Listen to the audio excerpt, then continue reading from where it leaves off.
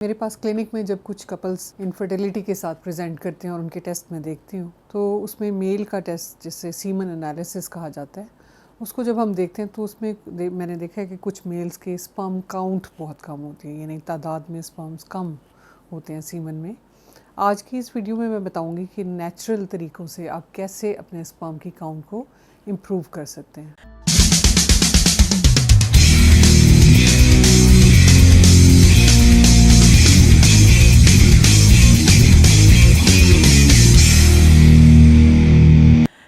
अस्सलाम वालेकुम, मेरा नाम डॉक्टर सबाहत ख़ान है।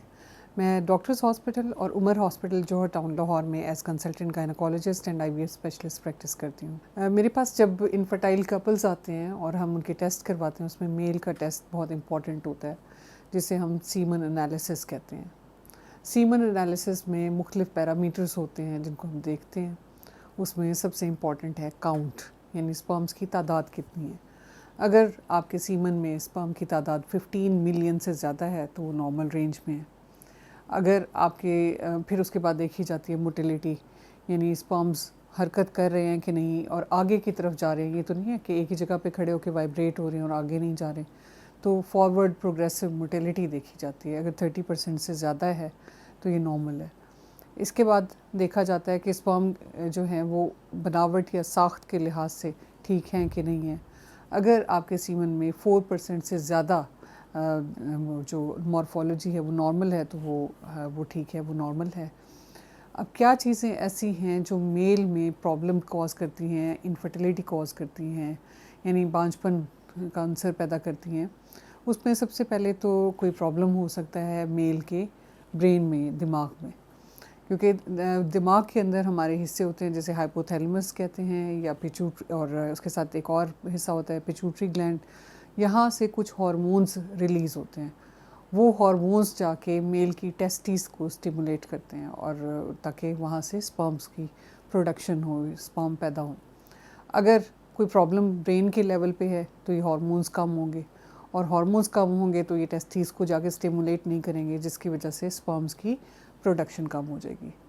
दूसरा प्रॉब्लम क्या हो सकता है, टेस्टिस के अंदर खुद प्रॉब्लम हो सकता है। कोई प्रॉब्लम ऐसा हो जिसकी वजह से बेशक दिमाग से हार्मोन्स तो ठीक आ रहे हैं, वो स्टिमुलेट भी कोशिश कर रहे हैं कि टेस्टिस को करें, लेकिन टेस्टिस के अंदर ही कोई प्रॉब्लम आ गया जिसकी वजह से वहाँ पे स्पर्म्स की प्रोडक्शन नहीं हो रही।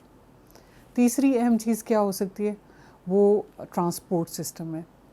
यानी ब्रेन से हार्मोन ठीक आए, उन्होंने जाके टेस्टिस को स्टिमुलेट किया, टेस्टिस में स्पर्म्स की प्रोडक्शन ठीक हो रही है, ठीक तादाद में स्पर्म्स बन रहे हैं, लेकिन उन स्पर्म्स के बाहर आने के रास्ते में कोई रुकावट है और उस रुकावट की वजह से सीमन के अंदर स्पर्म्स नहीं आ रहे। ये प्रॉब्लम्स हो सकते हैं। मेल की एज भी अफेक्ट करती है फर्टिलिटी को। आमतौर पे फर्टिलिटी 50 इयर्स के बाद मेल्स में भी देखा गया है कि सीमन के पैरामीटर्स ख़राब होना शुरू हो जाते हैं और मेल्स की फर्टिलिटी अफेक्ट होती है। अब मैं आपको बताऊंगी वो टिप्स जिन पे अमल करके आप नेचुरली अपने सीमन की क्वालिटी को बेहतर कर सकते हैं। तो इसमें सबसे पहले आपका वेट है। ऑप्टिमल वेट मेंटेन रखें। अगर आपका वेट बढ़ जाएगा, यानी आप ओवर वेट हो जाएंगे, तो आपकी फर्टिलिटी कम हो जाएगी। तो अपने वेट को मेंटेन रखें। और इसके बाद आपकी डाइट में आप फ्रूट्स का और वेजिटेबल्स का इस्तेमाल आपका ज़्यादा होना चाहिए। एंटीऑक्सीडेंट्स का इस्तेमाल ज़्यादा होना चाहिए। फ़िश लिवर ऑयल आप यूज़ कर सकते हैं। नट्स वगैरह यूज़ कर सकते हैं जो क्वालिटी ऑफ एग को बेहतर कर सकते हैं। मल्टीविटामिन, जिंक, मैग्नीशियम का इस्तेमाल आपकी डाइट में ज़्यादा होना चाहिए।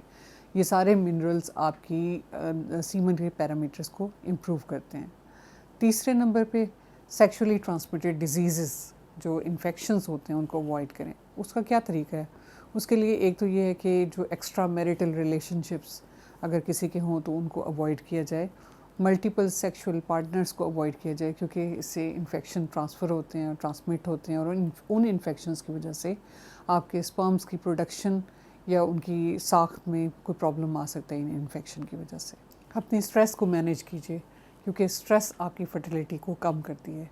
इसके अलावा आप मॉडरेट फ़िज़िकल एक्टिविटी आप अपनी जारी रखिए, यानी आप वॉक कर सकते हैं, हल्की फुल्की एक्सरसाइजेस कर सकते हैं, लेकिन हैवी वेट लिफ्टिंग और हैवी एक्सरसाइजेस को अवॉइड कीजिए। स्मोकिंग और अल्कोहल को अवॉइड कीजिए। अगर आप कोई मेडिसिन ले रहे हैं तो अपनी मेडिसिन को रिव्यू कीजिए। कुछ एंटी डिप्रेसेंट्स, बाज़ औक़ात कुछ पेन किलर, ओपियोइड्स और बाज़ औक़ात स्टीरॉइड्स जैसे लोग जिम जाते हैं या हैवी वेट लिफ्टिंग करते हैं तो उसके लिए एनाबॉलिक स्टेरॉइड्स यूज़ करते हैं बॉडी बिल्डिंग के लिए, तो वो भी आपकी फर्टिलिटी को कम कर सकते हैं। अगर आपके काम की नोयत कुछ ऐसी है कि आपका केमिकल्स के साथ एक्सपोजर ज़्यादा है या रेडिएशंस के साथ एक्सपोजर ज़्यादा है, तो सेफ्टी क्लोथिंग यूज़ कीजिए, कपड़े ऐसे इस्तेमाल कीजिए जो आपको केमिकल्स के साथ डायरेक्ट एक्सपोजर से बचाएं, या कोई सेफ्टी शील्ड्स इस्तेमाल कीजिए ताकि रेडिएशंस को अवॉइड किया जाए। इसके अलावा अपनी बॉडी को कूल रखिए, यानी हीट से बचिए। बाज़ औक़ात देखा गया है कि कुछ मेल्स जो हैं वो हॉट वाटर टब्स में बैठते हैं, ये हॉट वाटर बाथ्स लेते हैं, सोना और ये स्टीम बाथ्स वगैरह लेते हैं, जिससे बॉडी का टेम्परेचर हाई हो जाता है। ये आपकी टेस्टिस को डैमेज कर सकते हैं। इसके अलावा एक कॉमन प्रैक्टिस देखी गई है कि मेल्स अपनी पैंट की पॉकेट्स में मोबाइल रखते हैं और मोबाइल की वजह से हीटिंग इफ़ेक्ट आता है जो कि आपकी टेस्टिस को अफेक्ट कर सकता है। कुछ लोग जब काम कर रहे होते हैं कंप्यूटर पे, लैपटॉप पे, तो वो डायरेक्टली गोद में लैपटॉप रख के बैठे होते हैं, जिससे हीट प्रोड्यूस होती है और वो भी आपकी टेस्टिस को डैमेज कर सकते हैं और आपकी फर्टिलिटी को कम कर सकते हैं। अगर आप फ्रूट्स लेते हैं तो उससे आपको vitamin C, vitamin E, antioxidants मिलते हैं। अगर आप फ़िश लेते हैं और साथ सनलाइट लेते हैं या उसके साथ जो विटामिन डी फोर्टिफाइड फूड होता है बाज़ार में जो मिलता है, तो उससे आपको विटामिन डी मिलता है।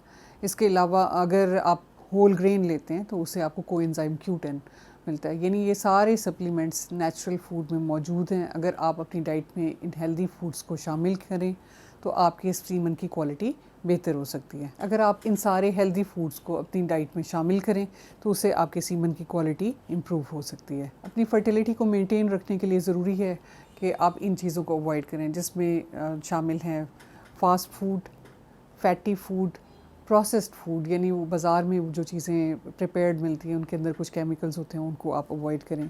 इसके अलावा ऐसी चीज़ें जिसमें हाई शुगर कंटेंट है उसको भी अपनी डाइट से निकाल दें या उसके इस्तेमाल को कम करें।